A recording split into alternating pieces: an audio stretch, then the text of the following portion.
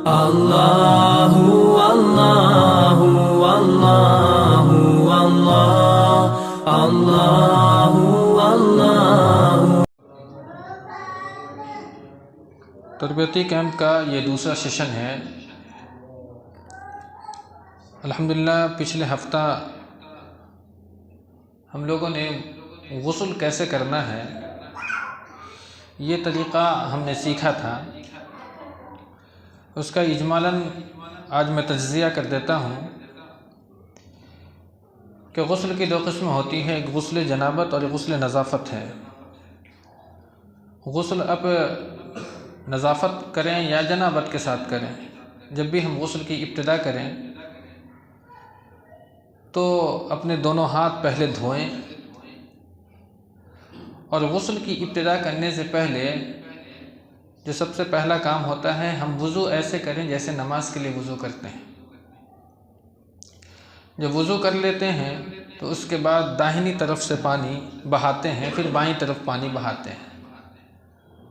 غسل نظافت اور غسل جنابت میں ابتداً فرق یہ تھا کہ غسل نظافت میں مسح اگر آپ کر لیتے ہیں، جیسے ہم عام نمازوں کے لیے جب وضو کرتے ہیں تو مسح کر لیتے ہیں تو یہ کفایت کر جاتا ہے، لیکن غسل جنابت میں مسح نہیں بلکہ چلو میں پانی لے کر کے اور اپنے سر پر رکھ کر کے اسے ملانا، یعنی اپنے بال کی جڑوں تک اس پانی کو پہنچانا، یہ ضروری ہوتا ہے، اور یہ کام 3 مرتبہ کرنا ہے، 3 چلو پانی لے کر کے۔ اس میں ایک فرق یہ بھی تھا کہ غسل کرتے وقت 2 روایت آتی ہے۔ حضرت میمونہ فرماتی ہیں کہ اللہ کے رسول صلی اللہ علیہ وسلم غسل کے بعد جب آپ غسل کی جگہ سے الگ ہٹتے تو اپنا پاؤں دھویا کرتے تھے، لیکن حضرت عائشہ فرماتی ہیں کہ اللہ کے رسول صلی اللہ علیہ وسلم جب آپ غسل کے لیے وضو کرتے تو پورا وضو کر لیتے تھے، یہاں تک کہ پاؤں بھی آپ وہیں دھو لیا کرتے تھے۔ اب روایت میں تطبیق کی صورت یہ ہے کہ اگر چھینٹے اڑ جانے کا اندیشہ ہے، پاؤں پہ پڑ جانے کا اندیشہ ہے، تو انسان پاؤں نہ دھوئے اور غسل کی تکمیل کے بعد دور ہٹ کر کے پاؤں دھو لیں۔ لیکن آج کل جو ہمارے یہاں الحمدللہ ترقی یافتہ دور ہے، ہمارے یہاں ماربل اور ٹائلس وغیرہ لگے ہوئے ہیں، تو اگر ہم وضو مکمل کرنے کے بعد پھر غسل کی ابتدا کرتے ہیں تو بھی کفایت کر جائے گا۔ تو یہ ہلکا سا ایک خاکہ تھا جو میں نے آپ کے درمیان پیش کر دیا۔ آج کی جو نشست کا موضوع ہے کہ ہم وضو کا وہ طریقہ سیکھیں جو اللہ کے رسول صلی اللہ علیہ وسلم سے ثابت ہے، اس لیے کہ وضو کے نماز کے لیے وضو کا مکمل ہونا ضروری ہے۔ اگر ہم نے وضو کر لیا لیکن تکمیلی صورت وضو کی نہیں ہو پائی اور وہ طریقہ ہم اختیار نہیں کر پائے جو اللہ کے رسول صلی اللہ علیہ وسلم سے ثابت ہے، تو جب ہماری وضو نہیں ہوئی تو پھر ہماری نماز بھی نہیں ہو پائے گی، اس لیے کہ نماز کے لیے وضو بہت ضروری شے ہے۔ تو لمبی چوڑی گفتگو نہ کرتے ہوئے ہم آپ کو وہ طریقہ بتلاتے ہیں کہ ہمیں نماز کے لیے وضو کیسے کرنا ہے۔ تو سب سے پہلے جب ہم نیند سے بیدار ہوتے ہیں، وضو کا مفصل طریقہ نبوی، جب ہم نیند سے بیدار ہوتے ہیں تو نیند سے بیداری پر برتن میں ہاتھ ڈالنے سے پہلے اللہ کے رسول صلی اللہ علیہ وسلم کا جو طریقہ ہے وہ ہاتھ دھو لینے کا حکم ہے۔ اللہ کے رسول صلی اللہ علیہ وسلم نے فرمایا کہ جب تم میں سے کوئی نیند سے جاگے تو پانی کے برتن میں ہاتھ ڈالنے سے پہلے دھو لے، کیونکہ اسے یہ علم نہیں ہے، اس بات کا پتہ نہیں ہے کہ اس کے رات نے ہاتھ کہاں گزاری ہے۔ یہ روایت بخاری شریف کی روایت ہے۔ اسی طریقے سے ایک روایت اللہ کے رسول صلی اللہ علیہ وسلم نے اور فرمایا کہ جب تم میں سے کوئی شخص اپنی نیند سے بیدار ہو تو 3 دفعہ ناک میں پانی چڑھا کر اسے جھاڑ لے۔ ایسا طریقہ اللہ کے رسول نے کیوں بتلایا؟ اس لیے کہ شیطان ناک کی جڑوں میں رات گزارتا ہے، اسی لیے یہ جو طریقہ ہے نیند سے بیدار ہونے کے بعد ہمیں اختیار کرنا چاہیے۔ اب ترتیب وضو کیا ہے؟ ترتیب وضو سے یعنی سب سے پہلے ہمیں نیت کرنی ہے، اس لیے کہ کسی بھی عمل کی مقبولیت کے لیے نیت کا ہونا ضروری ہے۔ تو وضو کے لیے ہمیں نیت کرنا ہے، اور نیت دل کے ارادے کا نام ہے، اسے زبان سے اظہار کرنا اس کا ثبوت قرآن و سنت میں نہیں ملتا ہے۔ علامہ امام ابن تیمیہ رحمہ اللہ نے اس شخص کے لیے جو دل سے اور زبان سے دونوں طریقے سے نیت کا اظہار کرتا ہے، اس کے لیے آپ نے فرمایا کہ وہ شخص تحصیل حاصل کرتا ہے۔ مطلب یہ ہے کہ کوئی چیز حاصل ہو چکی ہے اور اسے مزید حاصل کرنا یہ احمقانہ بات ہے، یہ بے وقوفی۔ ایک مثال ہے، ایک گلاس پانی ہمیں چاہیے تھا اور وہ پانی ہمیں مل گیا، میرے ہاتھ میں پانی موجود ہے، اس کے بعد پھر ہم پانی لوگوں سے مانگ رہے ہیں، تو ہمیں لوگ عقل مند نہیں، بے وقوف کہیں گے۔ اسی کو کہتے ہیں تحصیل حاصل کرنا۔ ایک چیز حاصل ہے، اس کو دوبارہ حاصل کرنا۔ اسی طریقے سے دل نے ارادہ کر لیا کہ ہم وضو بنانے جا رہے ہیں، پھر اس کا اظہار ہم اپنی زبان سے کریں تو گویا کہ ہم کیا کر رہے ہیں؟ تحصیل حاصل کرنے ہیں، اور یہ اسلام میں موجود نہیں ہے۔ وضو کی ابتدا سے پہلے سب سے پہلا کام ہے بسم اللہ کہنا۔ اس کی دلیل آپ صلی اللہ علیہ وسلم نے ارشاد فرمایا، صحیح نسائی روایت نسائی شریف کی ہے اور روایت بالکل صحیح ہے۔ آپ نے فرمایا توضؤ بسم اللہ، وضو کی ابتدا بسم اللہ کے ساتھ کرنی چاہیے۔ اور آپ صلی اللہ علیہ وسلم نے یہ بھی فرمایا کہ لا صلاۃ لمن لا وضوء لہ ولا وضوء لمن لم یذکر اسم اللہ۔ یہ روایت ابو داؤد کی ہے کہ جس کا وضو نہیں اس کی نماز نہیں، اور جس نے وضو پر اللہ کا نام نہ لیا اس کا وضو نہیں ہوا۔ تو معلوم ہوتا ہے کہ وضو کی ابتدا میں بسم اللہ کہنا ضروری ہے، اور بسم اللہ الرحمن الرحیم یعنی الرحمن الرحیم کا اضافہ یہ حدیث میں ثابت نہیں ہے، اس لیے ہمیں صرف بسم اللہ پر ہی اکتفا کرنا ہے۔ ہمیشہ ذہن میں رہے کہ ہمیں وہ طریقہ اپنانا ہے جو طریقہ محمد صلی اللہ علیہ وسلم نے ہمیں بتلایا ہے۔ اس کے بعد دوسرا کام، ہم نے بسم اللہ پڑھا، اس کے بعد ہمیں دونوں ہاتھ پہنچوں تک دھونا ہے، اس کو پہنچا بولتے ہیں، جس کو کلائی کہا جاتا ہے۔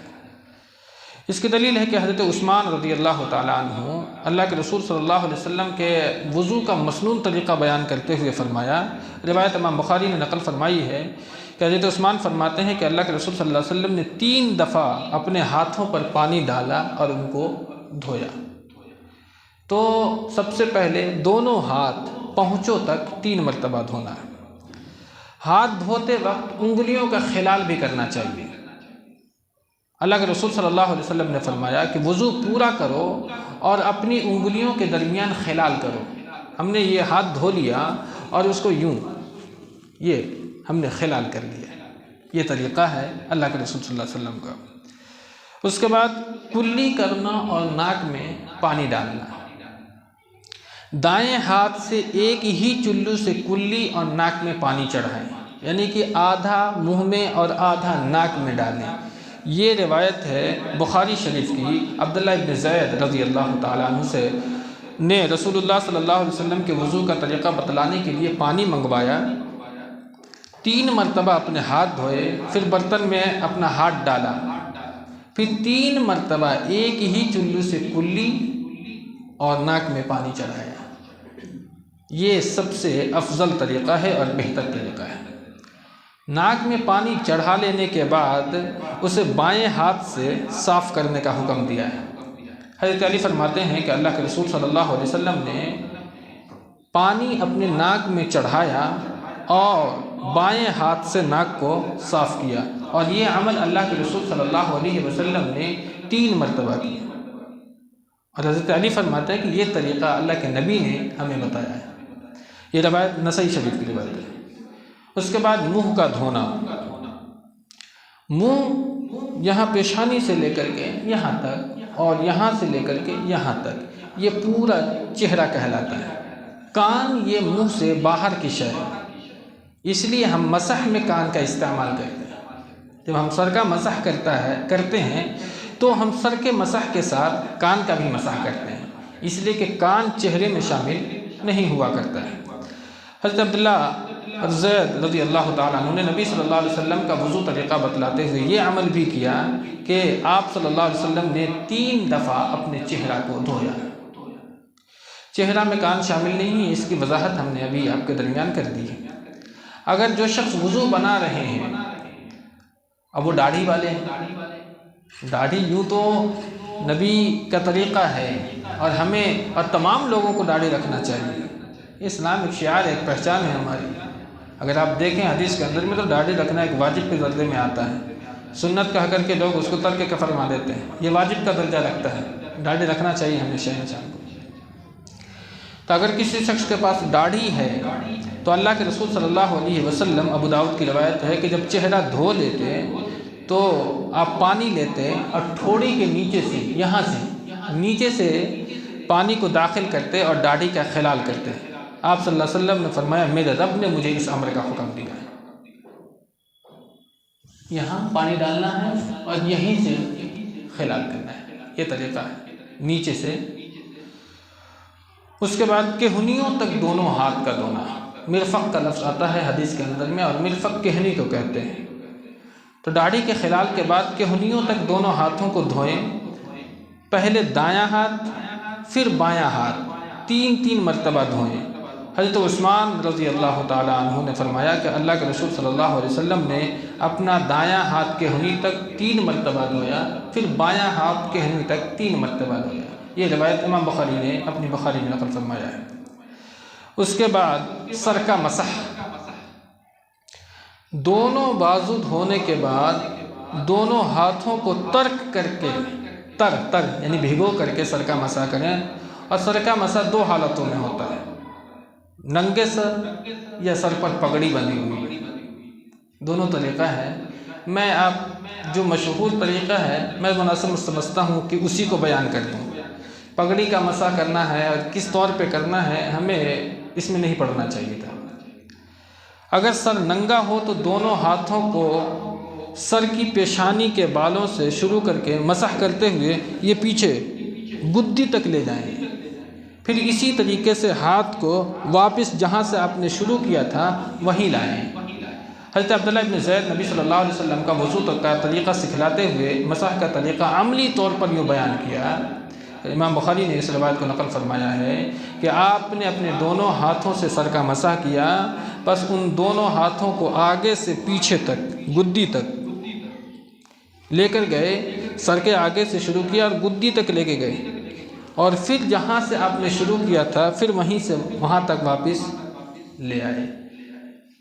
اس کے بعد کان کا مسح.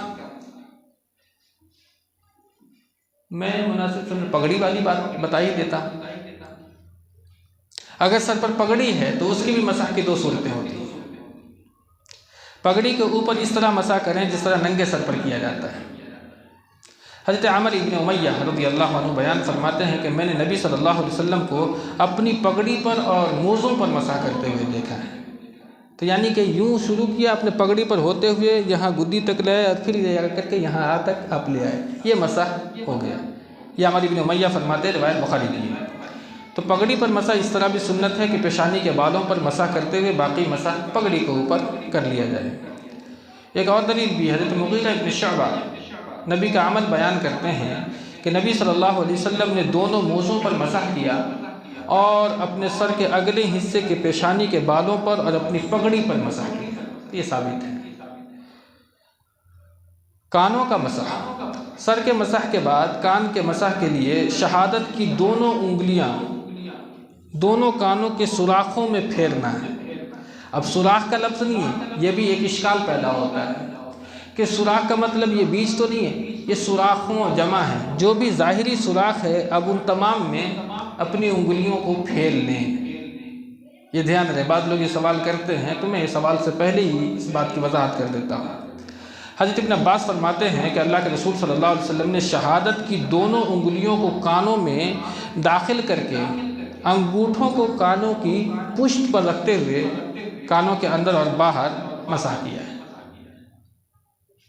ایک طریقہ یوں بھی بتلاتے ہیں، بدایت المجتہد میں یہ بات نقل فرمائی ہے کہ پانی آپ یہاں ڈالیں، تر ہو گیا، اور اس طور پر یہ ایسے لے کر کے یہاں تک جائیں، پھر یہاں تک واپس آئیں. یہ 2 انگلیاں جو باقی رہ جاتی ہیں اس سے کان کے تمام سوراخوں میں ڈالیں، اور یہ جو انگوٹھا ہے اس کو کانوں کی پشت پر ڈال لیں.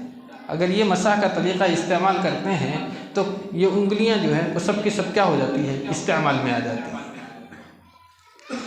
ایک بات اور ذہن میں رہے، کانوں کے مسح کے لیے نیا پانی لینا ثابت نہیں ہے۔ جس میں یہ بات ذکر کی جاتی ہے حدیث کے اندر میں، وہ روایت شاذ ہے، اور شاذ روایت جو لوگ حدیث کا فہم رکھتے ہیں وہ سمجھتے ہیں شاذ مطلب کبھی کبھی ہوتی ہے، وہ حدیث مانی بھی جا سکتی ہے اور نہیں بھی مانی جا سکتی ہے۔ اسی لیے کان جو ہے اس کے مسح کے لیے نیا پانی لینا ضروری نہیں ہے، اور ایسا ہمارے یہاں ہوتا ہے، اس لیے جو لوگ ایسا کرتے ہیں وہ اس بات کا خاصا خیال رکھیں۔ اس کے بعد آخری بات جو رہ جاتی ہے دونوں پاؤں کا دھونا۔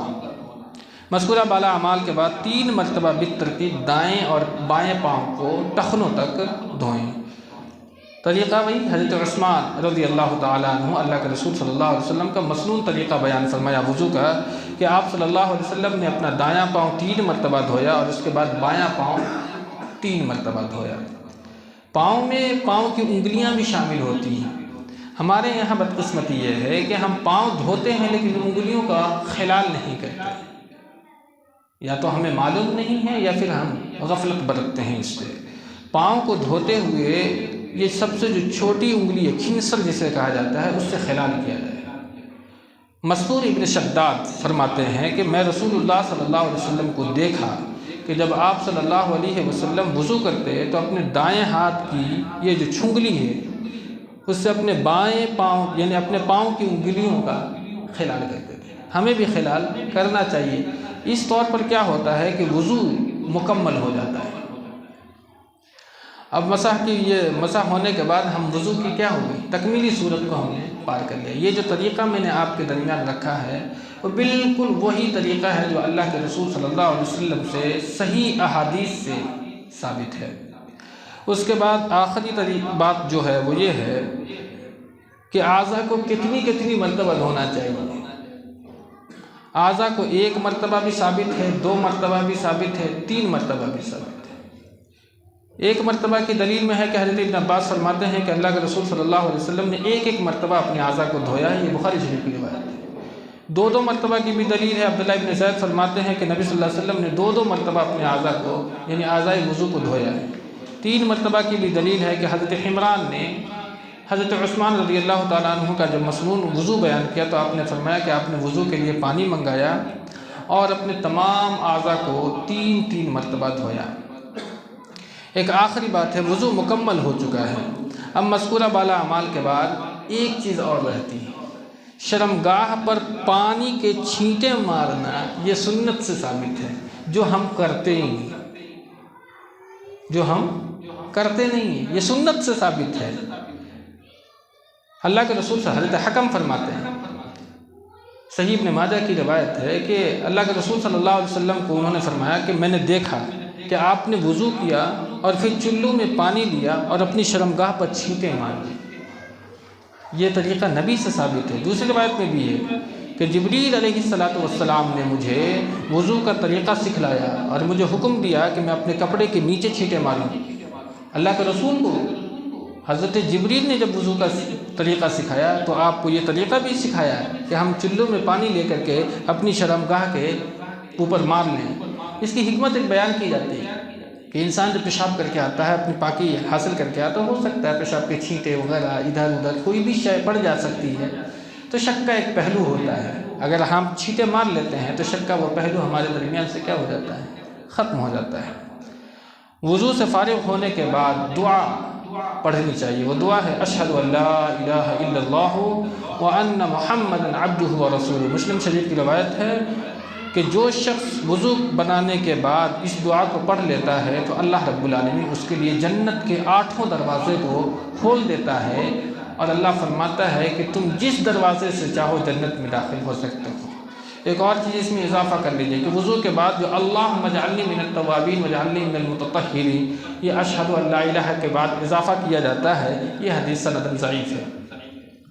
وضو کے بعد جو صحیح سند کے ساتھ ہے وہ ایک ہی دعا ہے، اور وہ ہے اشہد ان لا الہ الا اللہ وان محمدا عبدہ ورسولہ۔ اب ہمارا وضو مکمل ہو چکا ہے۔ والسلام علیکم ورحمۃ اللہ وبرکاتہ۔